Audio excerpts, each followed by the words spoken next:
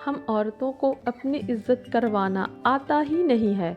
घर में थकी हारी स्नेहा ने कदम अभी रखा ही था कि बेटा तरुण उस पर चिल्लाने लगा, मम्मी आपको पता है कि मैं करेले की सब्जी नहीं खाता हूँ, फिर भी आपने मेरे लिए कुछ और नहीं बनाया। बहुत ज़ोर से भूख लगी है, घर में फ्रूट्स भी आप नहीं रखती। एक तो कॉलेज में जाकर प्रोफेसर ने पका दिया और फिर थके हारे आओ तो घर में कुछ मिलता ही नहीं है। पीछे पीछे बैठी ताशी भी कमरे से बाहर आ गई। आज का दिन ही ख़राब है, 12th क्लास टेस्ट अच्छा नहीं गया और आपने मेरे लिए सलाद भी काट कर नहीं रखा। आपको पता है कि मैं डाइटिंग पर हूँ, आपसे एक काम ढंग से नहीं होता। तरुण ने ताशा की बात का समर्थन किया। हाँ, पापा भी यही कहते हैं कि तुम्हारी मम्मी किसी काम की नहीं, एक भी काम ढंग से नहीं करती। और रही सही कसर बच्चों की दादी ने पूरी कर दी। मेरा बेटा कभी गलत कह ही नहीं सकता, 2 ही बच्चे हैं और उनकी भी ज़रूरतों का ख्याल नहीं रख पाती है। इतने दिनों से कह रही कि मेरे घुटनों में दर्द है, ऑर्थो तेल ला दो, मेरा चश्मा टूट गया है उसे बनवा दो, लेकिन तेरी माँ को फुर्सत ही कहाँ है। सुबह बाजार गई थी पर अब लौटी है। उड़ाओ पैसे, मेरा बेटा दिन रात मेहनत करे और तुम आराम से शॉपिंग करो। दादी की बात सुन तरुण और ताशी भी मुस्कुराने लगे। यह देख स्नेहा को गुस्सा तो बहुत आया लेकिन कुछ नहीं बोली। वह वैसे भी बहुत थकी थी और उन सबको बोलकर या डांटकर अपने आप को और थकाना नहीं चाहिए। किचन में जाकर पानी पिया, फिर उसने अपने हैंडबैग से सासू जी का चश्मा निकाला और उनको दे दिया। शॉपिंग बैग से ऑर्थो तेल निकालकर उनके सामने रख दिया। फ्रूट्स निकाला और धोकर फ्रूट बास्केट में रख दिया। बाजार से लाई सब्जियां निकाल बेटी के लिए सलाद काटकर उसे दे दिया और फिर कमरे में चली गई। वो नहीं, तुम्हारी मम्मी मुंह फुला लेती है, मेरा सामान लाकर कोई एहसान नहीं किया, मेरे बेटे की कमाई से ही लाई हो, और यही सब पहले कर देती तो हम भी गुस्सा नहीं करते। फालतू में हम सबका दिमाग खराब कर दिया।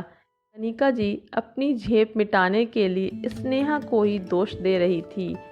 अभी तक आप समझ ही गए होंगे कि स्नेहा की क्या स्थिति है। अपने ही घर में शायद पंचिंग बैग जो आता मुक्का मारकर चला जाता। अरे अभी आप पति जी अनिल से तो मिले ही नहीं। जब घर के बाकी सदस्यों का यह व्यवहार था तो उनसे कुछ अलग की उम्मीद बिल्कुल भी मत करिएगा। शाम को घर आते ही कनिका जी ने दिन का सारा ब्यौरा बेटे को सुना दिया कि स्नेहा की वजह से तरुण और ताशी भूखे रह गए और बाजार से लेट आई तो वह भी दवा समय से नहीं खा पाई। अनिल का मूड ऑफिस में बॉस की डांट के कारण वैसे ही बहुत ख़राब था और घर पर स्नेहा की शिकायत, उसका भी सारा गुस्सा स्नेहा पर फूट पड़ा। यार तुम करती क्या हो घर में? मैं ऑफिस में बॉस की डांट सुनूं और घर आकर तुम्हारी काम चोरी की शिकायतें सुनी। किसी काम की नहीं हो। मेरा घर अगर तुमसे नहीं संभाला जा रहा तो साफ साफ कह दो, मैं नौकर रख लेता हूँ। कम से कम इस रोज़ रोज़ की शिकायतों से बच जाऊंगा। स्नेहा जिसने अपनी 20 साल की शादी में सिर्फ 3 बच्चे और सासू जी की और उनके रिश्तेदारों को खुश करने में बिता दिया, आज यह सुनकर उसकी भी सहने की शक्ति पूरी तरह से ख़त्म हो गई। उसने कुछ नहीं बोला लेकिन मन ही मन एक फ़ैसला कर लिया। उसने 2-4 जगह फ़ोन किया और रात को काम ख़त्म किया और सो गई। सुबह स्नेहा के घर से एक बार फिर तरुण, ताशी, अनिल और कनिका जी के चिल्लाने की आवाज़ सुनाई दे रही थी। मम्मी मेरा दूध ब्रेड कहाँ है? मुझे आज ओट्स चाहिए। बहू मेरे लिए आज उपमा बना देना। स्नेहा मेरा टिफ़िन और नाश्ता कहाँ है? स्नेहा किचन से निकल कर आई। आप सभी को क्या, कैसे और कितना खाना है इसे बता दीजिए। किचन से एक औरत बाहर आई। यह माया है, आज से आप सभी की ज़रूरतों का यही ख्याल रखेगी। यह क्या मजाक है? दिल गुस्से से बोला। हमारे घर में आज तक कोई काम वाली बाई नहीं रखी गई है। तुम्हें तो सिर्फ मेरे बेटे की कमाई लुटाना आती है या घर का काम करेगी तो तुम क्या करोगी? कनिका जी भी तल्खी मिजाज में बोली। मम्मी जी, मैं वही करूँगी जो 20 सालों से आप लोगों की नज़रों में करती आई हूँ, आराम।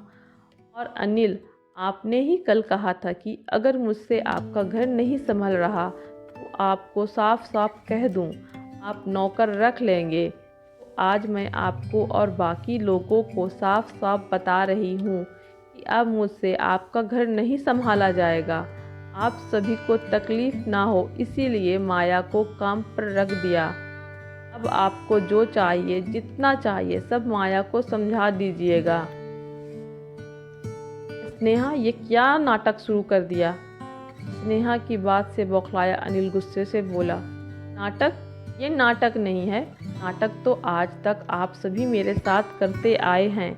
आप पति बनने का, सासू जी माँ बनने का, और तरुणताशी, अब उन्हें क्या कहें।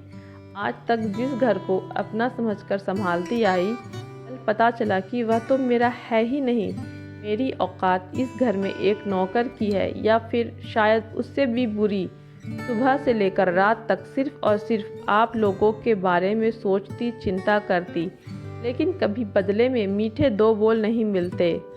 सासू माँ को देखकर, मम्मी जी, मैं बाजार घर की, आपकी बच्चों की, आपके बेटे की ज़रूरतों का सामान लेने गई थी। आपके बेटे की कमाई से अपने लिए कुछ नहीं लाई। थकी हारी धूप में घर आई, किसी ने एक गिलास पानी भी नहीं पूछा। उल्टा शिकायतों का बैग लेकर सब शुरू हो गए मुझ पर चिल्लाना। अरुण के कॉलेज में कुछ गलत हुआ तो उसका गुस्सा मेरे ऊपर निकाल दिया। आशी का पेपर ख़राब हुआ तो उसने भी अपना गुस्सा मुझ पर निकाल दिया। नील को बॉस से डांट पड़ी तो उसका फ्रस्ट्रेशन मुझ पर निकाल दिया।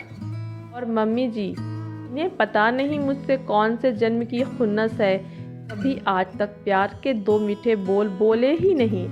आप सभी ने मुझे पंचिंग बैग समझ लिया है, जिसका मन करता है अपनी भड़ास और चिड़चिड़ापन निकाल कर चल देता है। हर बात पर मुझे छिड़क दिया जाता है। कभी भी आप लोगों ने मुझसे पूछा कि तुम्हें कोई तकलीफ़ है, तुम्हारी कोई चाहत है? इसमें आप लोगों की कोई गलती नहीं, क्योंकि हम औरतों को अपनी इज्जत करवाना आता नहीं है। मम्मी जी, आपका बेटा अगर ऑफिस में मेहनत करता है, मैं भी दिन रात घर में मेहनत करती हूँ। आपका बेटा सुबह 9 बजे से 5 बजे तक नौकरी करता है, जिसमें संडे के अलावा और भी छुट्टी मिलती है, लेकिन मैं 24 घंटे, और वह भी बिना छुट्टी लिए, घर संभालती। सबको उनकी ज़रूरतों का हर चीज़ सही तरीके से मिल जाता है। फिर भी मुझे कहा जाता है कि मैं किसी काम की नहीं, और ना ही मैं ढंग से काम करती हूँ। मैं आज और अभी से आपके घर की जिम्मेदारी छोड़ रही हूँ। अपने कमरे में जाते हुए स्नेहा पलटकर बोलती है। अनिल, औरत सारी ज़िंदगी अपने वजूद को भुलाकर मकान को घर बनाने में लगा देती है, और बदले में सिर्फ यही चाहत रखती है कि घर के सभी सदस्य उसे सम्मान दें, उससे प्यार के दो बोल बोले। लेकिन अफसोस, मैं पूरे घर की ज़रूरतों का ख्याल रखती हूँ, लेकिन तुम सब मिलकर भी अकेली मेरा ख्याल ना रख सके। सभी की आंखें शर्म से झुक गई। सच ही तो कहा था स्नेहा ने। सभी ने जाने अनजाने उसे पंचिंग बैग समझ लिया था। अगर आपके घर वाले भी आपके साथ यही व्यवहार कर रहे हैं तो आप भी पंचिंग बैग बनना बंद कर दें।